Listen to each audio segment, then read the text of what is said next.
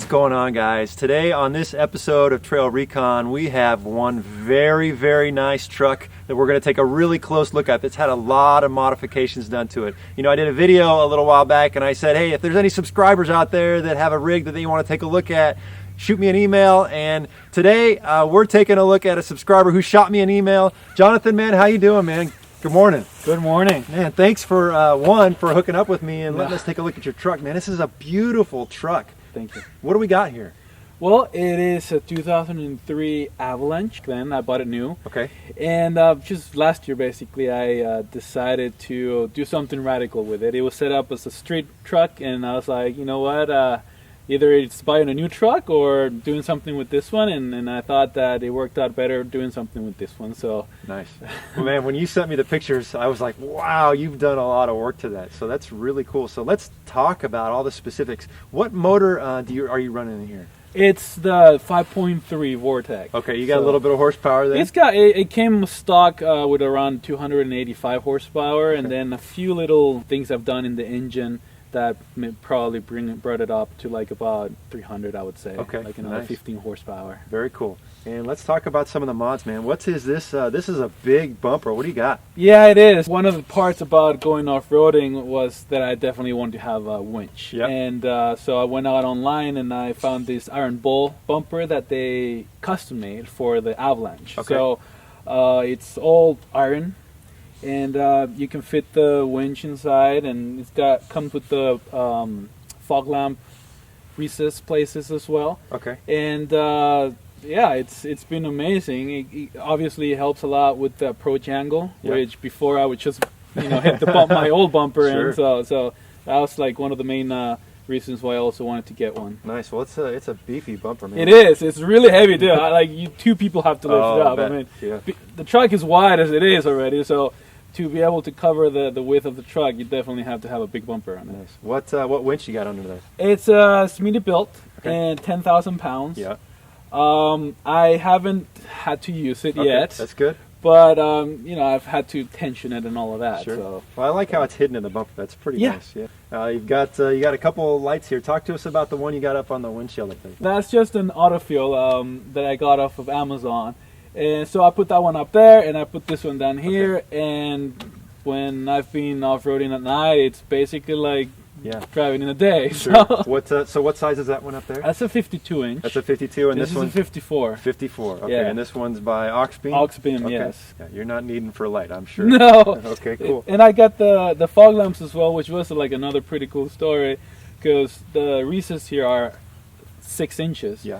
I wanted to get fog lamps, but I would only find 4-inch fog lamps, and I was like, it's too small. Okay. So I was thinking about going for Jeep headlights, with the ring, and then they were too big. They were 7 inches. So I kept looking, and I finally found these harley davidson motorcycle lights. Yeah. And I got 2 of them. Wow. So I set them up, and they worked fine. So these are motorcycle lights. These are motorcycle headlamps. Man, that's cool. I like that. Yeah, that's customization all the way. And now you've upgraded your headlights? The headlights are just HID. Okay. Nice. And what about grill here? Custom grill. I took out the old plastic one, and then I put this aluminum billet one. Okay. Well, man, the front looks great, but let's talk about tires and suspension, man, because that's what's really made this rig pretty sweet. Okay. I know you've done a lot of work to here. What's going on? Yeah, well, I basically took the OEM suspension out completely, the torsional bars and everything, and I bought this suspension from Desert Favs over in Vegas, and it comes with the upper control arm, the lower control arm, and it gives me 14 inches of travel suspension. And I'm using the King coilover shocks with the reservoir, and they've been fantastic. It's exactly what I wanted. Nice. So I'm really happy with the suspension.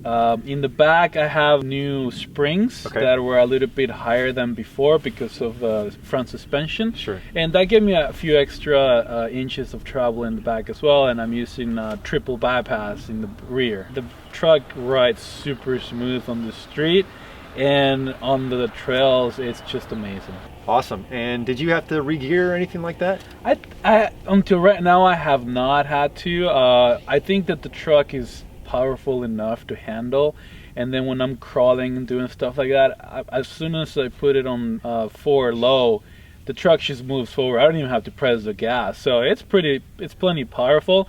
The only thing that I have noticed is on the freeway, maybe it was a lot easier to go 75, 80 on the freeway before. Now, you know, the same amount of effort is when I'm going maybe 65 or 70. Sure. But that's about it. Yeah. Well, that's what happens when you put big old tires on, 35, right? So yeah. let's talk about your wheels and tires, man. What do we got? So it's the General Grabber 35 Okay. tires. I've been running them, you know, for about 6 months now, and they've been great. Yeah. I have no complaints about it at all. And then the wheels are a Method 105 bead locks. They're very nice. So I can bring this down low and get super extra grip, and it's amazing. Yeah, well, I'll tell you what, man, it's a nice combination, and your stance looks really good. And so I noticed you got like a little stair step rock slider back here. What's that? Well, it's a power step, so as soon as you open the door, it comes down, and that has helped a lot with the new tire size, which has lifted the truck up a little bit. But I probably wouldn't definitely try to test it on rocks. I mean, obviously, if I did hit something, it'll protect the truck, but it'll probably also bend it or something. It's just aluminum. It's still nice to have something to help the ladies get up in there, though, when you're sitting up this high, right? Yeah, definitely.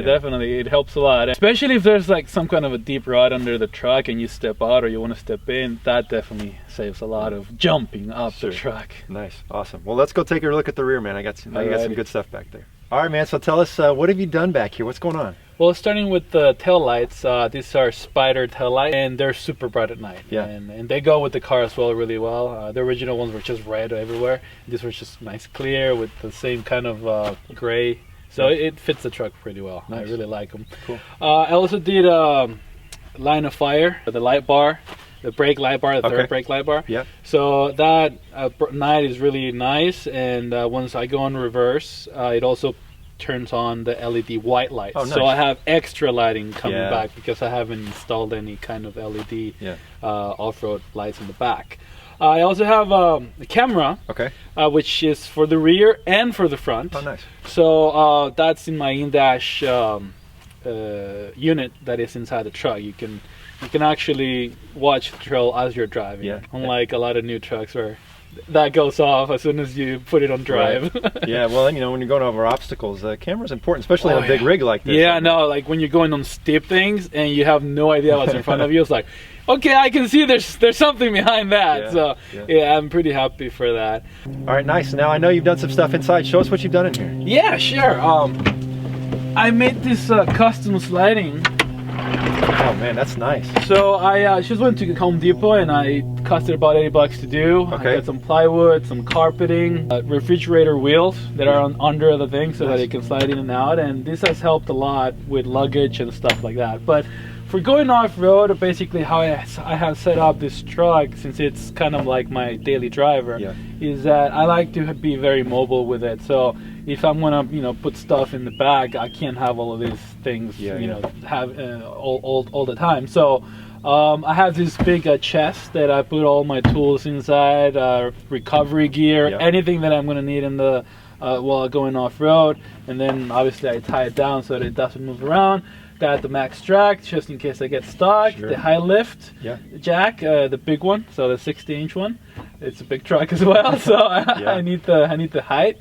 And I mean that's how it works on my truck. Nice, man. Well, that's a great setup. Let's go take a look at your interior. I know you got some good stuff in there. Yeah. I know you've done a lot of stuff in here. Talk to us about what you got going on for everything. Sure. Well, what I use as my primary navigation is the iPad Pro. So I got the iPad connected to this little really cool device, which is a Bluetooth GPS unit. Man. So I can be anywhere without any cell phone signal, and I'm using on the iPad the LedNav app. Which with a subscription you can actually download all the maps that you want, 3D, you can do elevation, anything, and it'll record your trip, it'll do everything. So that's my primary source of navigation because it just works and it's really cool. I like that little mobile unit, man. That's really neat. It's really cool, and actually a lot of pilots use this on. And what kind of mount are you using for that? This mount, I did a lot of research because I didn't want to drill into my dashboard, so I got this RAM mount, and it so happens that this model of Avalanche comes with this handlebar, and I can just attach to it when I'm going off-road, and then when it's daily travel I just take it off, and you know, it's out of the way. Awesome. What else you got going on in here?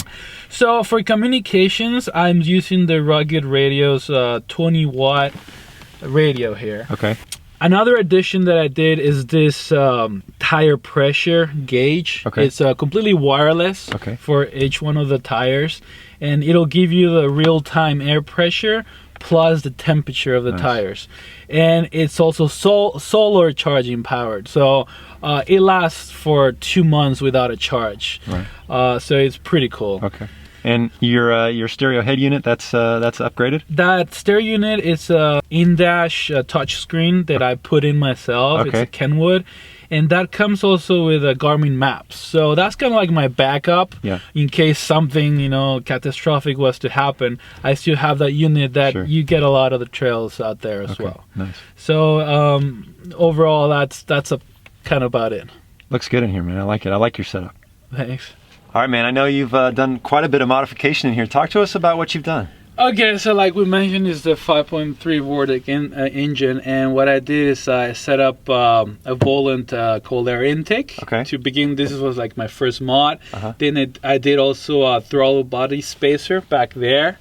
And then after I started modifying it for off-road use and all that, I decided to do a dual battery setup. Nice. So all the stuff, the lights, the sideboards, the power boards, the head unit, everything is running out of this second battery, and they're connected through through the isolator.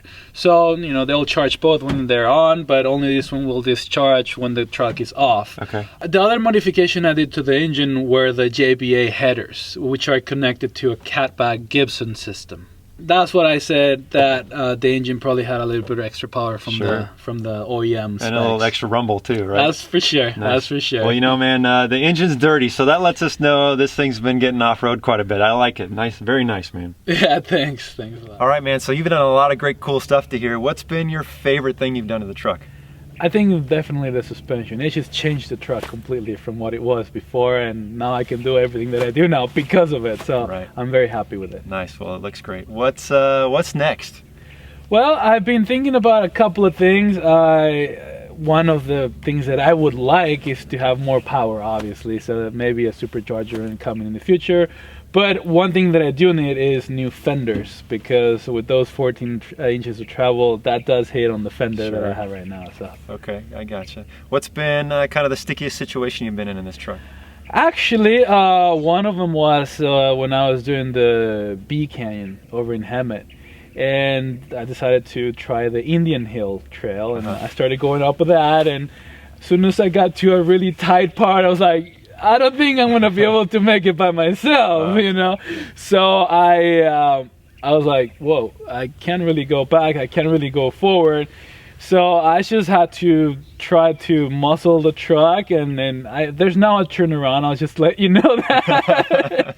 So you can turn around and go back down now. So that was about it. I mean, when you have a full-size pickup like this, it's kind of hard when you're pretty tight places. Okay. What's been the favorite trail you've been on? Actually, the last ride I did last year, it was at the Anza Borrego Desert. I did a desert run from Plaster City all the way to Ocotillo Wells. Okay. And that was a lot of fun. I just went blasting next to the rail track, and it was just a really fun trail. I bet the suspension really absorbs it when you're going high speed. I got it on GoPro, and I was like, oh yes, it was really cool. It was really awesome. What trail's on your bucket list? Well, I've done a lot of trails here in San Diego, actually a lot of them based on your videos, so I'm really happy for that and all the videos you've done. Thank you. And one of the ones that really caught my eye was the Gold Mine Trail up in Big Bear, which looks pretty awesome. I definitely don't want to do it by myself, but it's definitely something that I think it would be like the next step for me. Gold Mountain's a great trail, man. Awesome.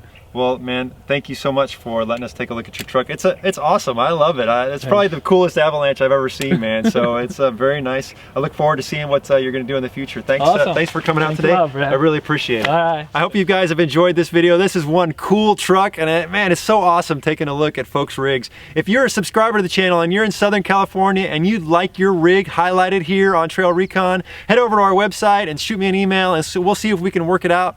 If you're visiting the channel for the first time, make sure you hit that subscribe button, and until next time, we'll hope to see you out on the trail.